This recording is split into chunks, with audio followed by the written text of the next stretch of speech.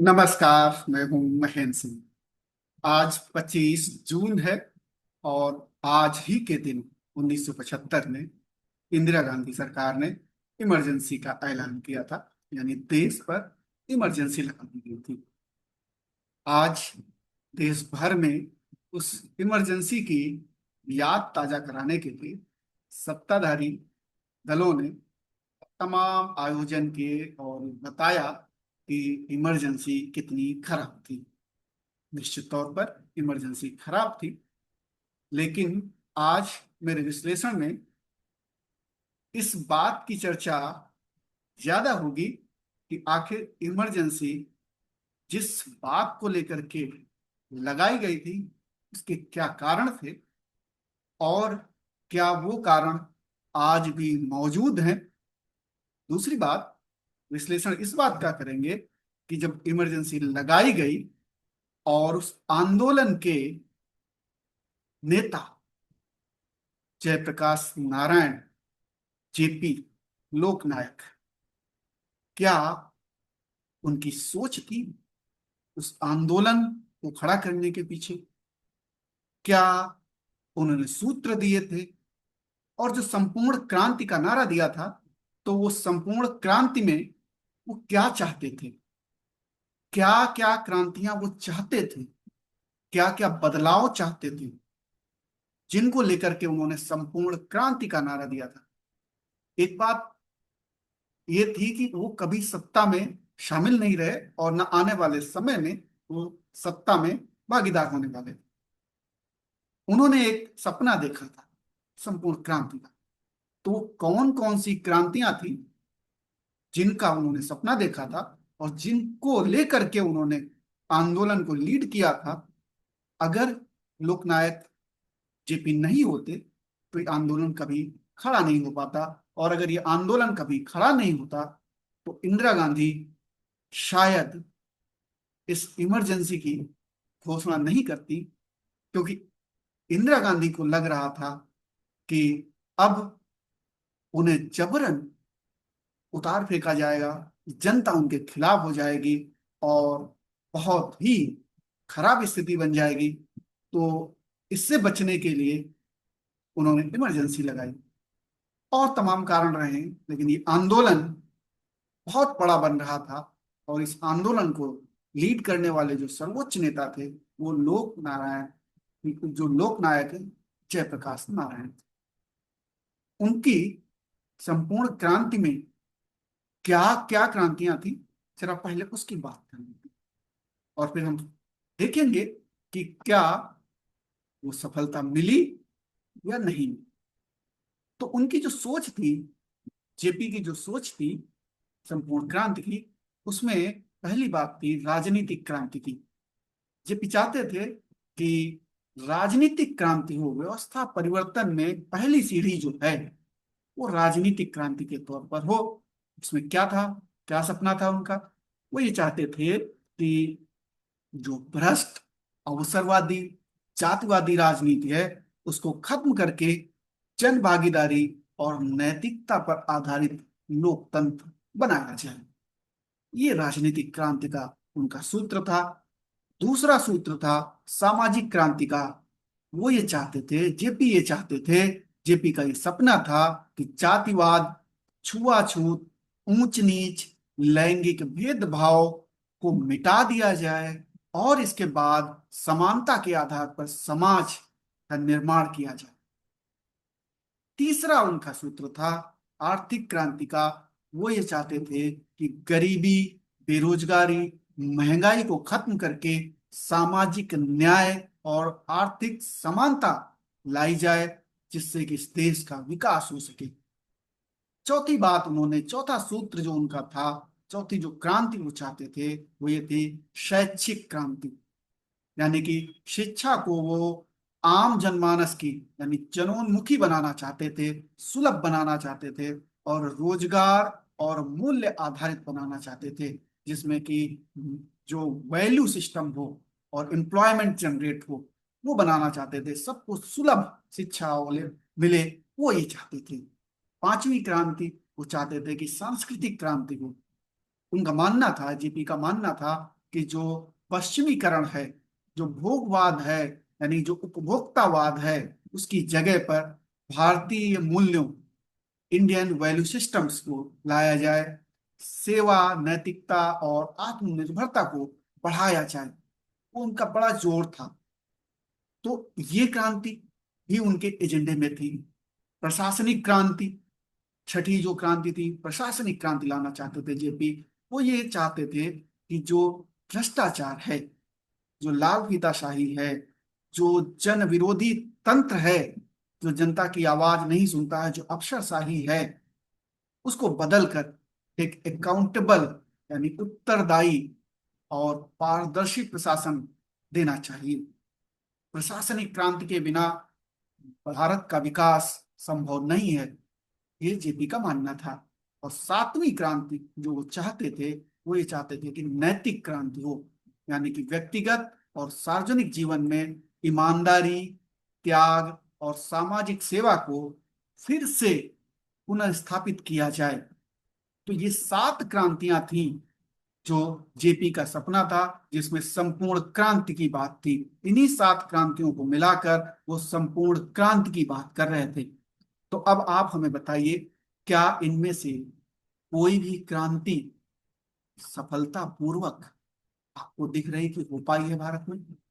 क्या राजनीतिक क्रांति हो पाई है? क्या भ्रष्टाचार खत्म हो गया है? क्या अवसरवादी जातिवादी राजनीति खत्म हो गई है? क्या जन भागीदारी और नैतिकता के आधार पर ये लोकतांत्रिक व्यवस्था को चलाया जा रहा है? क्या सामाजिक क्रांति हो गई है?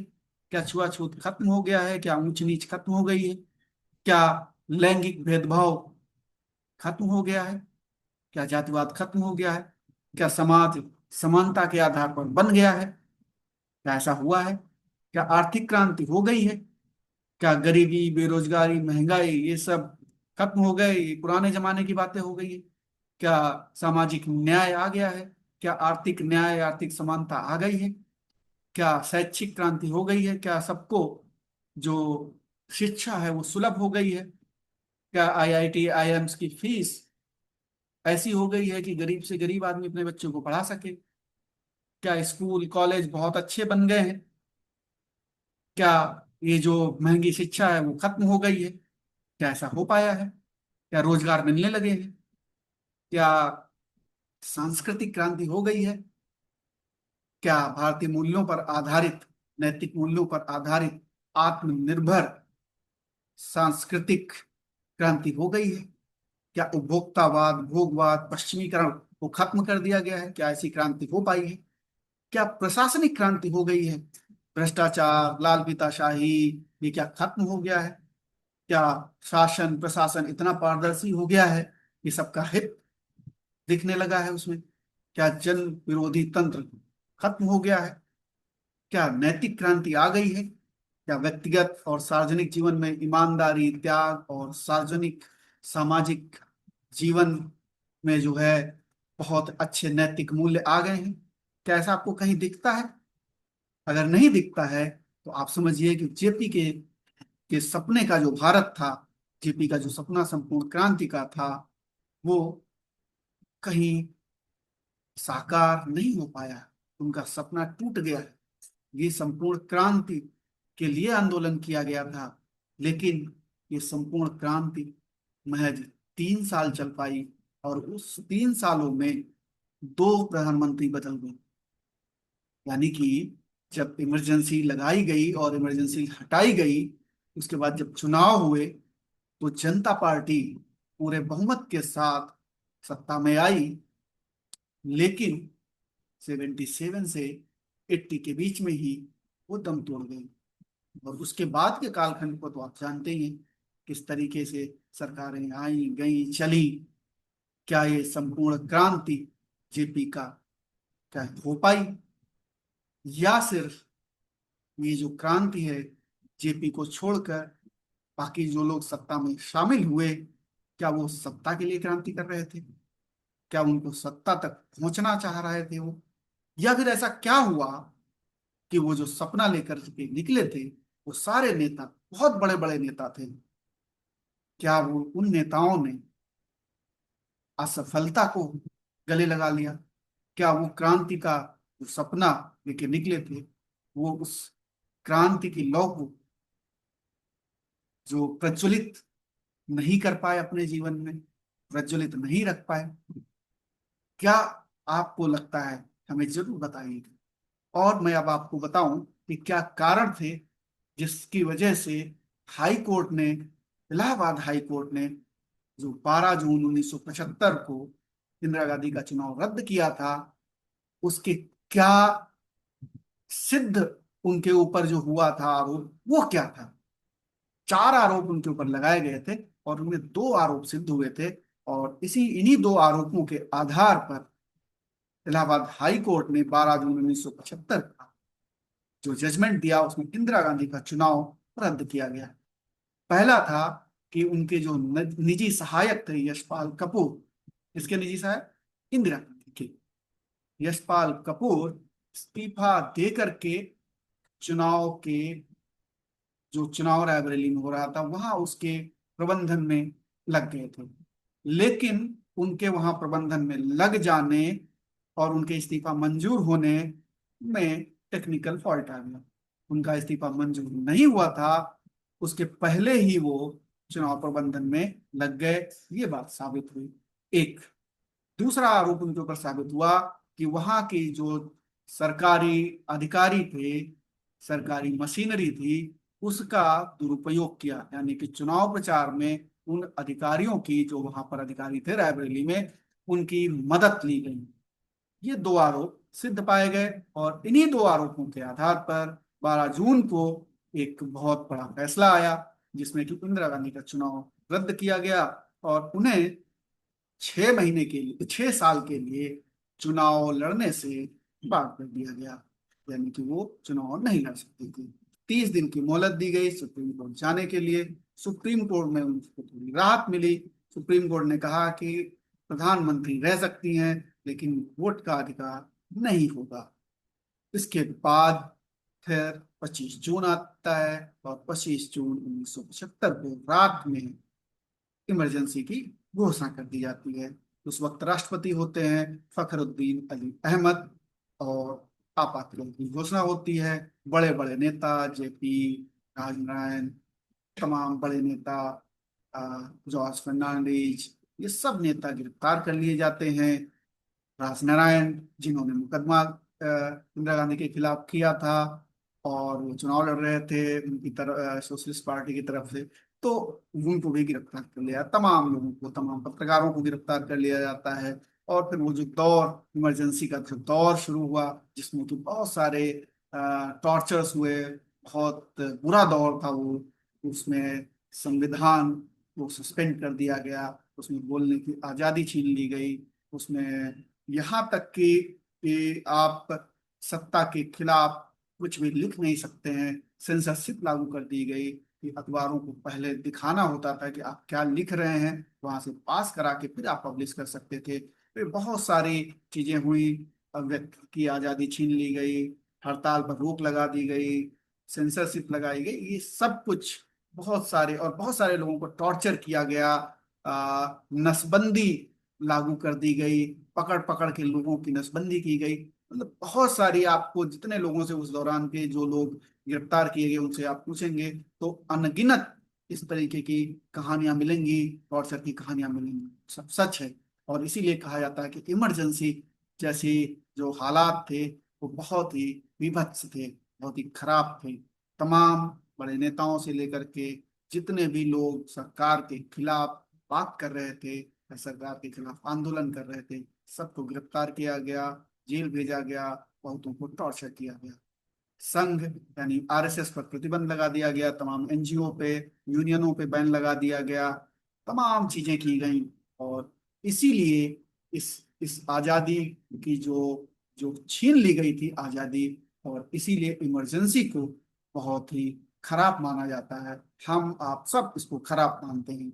लेकिन बुनियादी सवाल यह है कि लोकनायक जयप्रकाश नारायण ने जिन जिन मूल्यों को लेकर के, जिन क्रांतियों की बात कही थी, वो क्रांतियां क्या हो पाई? क्या संपूर्ण क्रांति हो पाई? नहीं हो पाई। वो आंदोलन से निकले हुए जो नेता हैं, क्या उन्होंने आने वाले समय में उन 7 क्रांतियों को आगे बढ़ाया? शायद नहीं बढ़ाया, असफल रहे सब। तो क्या इन बातों पर, इन चीजों पर आज के समय में चर्चा करने की जरूरत नहीं है?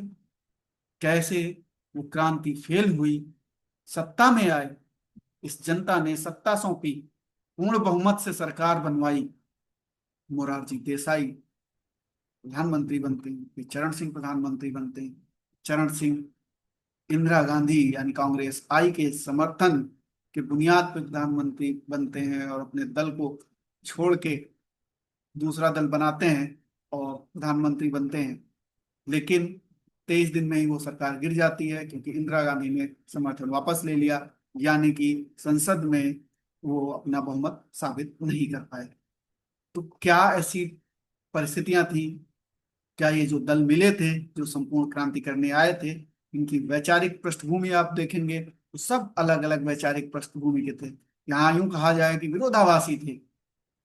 तो क्या क्रांति सत्ता परिवर्तन के लिए थी या संपूर्ण क्रांति के लिए थी? क्या जयप्रकाश नारायण का इस्तेमाल किया गया? क्या जयप्रकाश नारायण को अपने आंदोलन में, आंदोलन खड़ा करने के लिए उनका इस्तेमाल किया गया?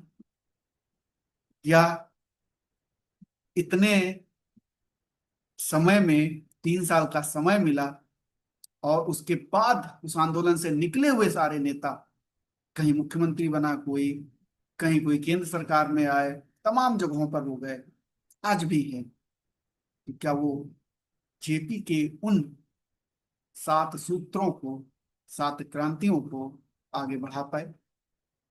क्या सोचते हैं? बताइए कमेंट करके। क्या हम उस संपूर्ण क्रांति को सफलता पूर्वक लागू कर पाए, या वो क्रांति, तमाम जो नेता थे उन्होंने सिर्फ और सिर्फ सत्ता पाने के लिए वो आंदोलन किया और सत्ता में आए भी, लेकिन सस्टेन नहीं कर पाए, अंतर विरोध से वो सरकार गिर गई। उसके बाद जब चुनाव हुए, इंदिरा गांधी बहुमत के साथ फिर आई और कांग्रेस का सत्ता का दौर लगातार जारी रहा। बीच बीच में सरकारें बदलती रही और 2014 के बाद अभी काफी लंबे समय से बीजेपी की सरकार है, एनडीए की सरकार है। लेकिन मूल सवाल जो मैं आप लोगों के सामने रख रहा हूं, क्या उस पर चर्चा नहीं होनी चाहिए? क्या जेपी के संपूर्ण क्रांति को हम अचीव कर पाए हैं? क्या उस पर बात नहीं होनी चाहिए? और क्या इस बात पर बात नहीं होनी चाहिए कि इंदिरा गांधी का जो चुनाव है, किन कारणों से रद्द किया गया था? ब्यूरोक्रेसी के इस्तेमाल, बेजा इस्तेमाल, जो मूल उनके ऊपर आरोप था, उस पर उनका चुनाव रद्द किया गया था और उस पर 6 साल के लिए प्रतिबंध भी लगाया गया था कि चुनाव नहीं लड़। क्या ब्यूरोक्रेसी का इस्तेमाल आज बंद है? क्या फ्री एंड फेयर इलेक्शंस हो रहे हैं? आप क्या सोचते हैं? कमेंट करके जरूर बताइए। फिलहाल ना ही, नमस्कार।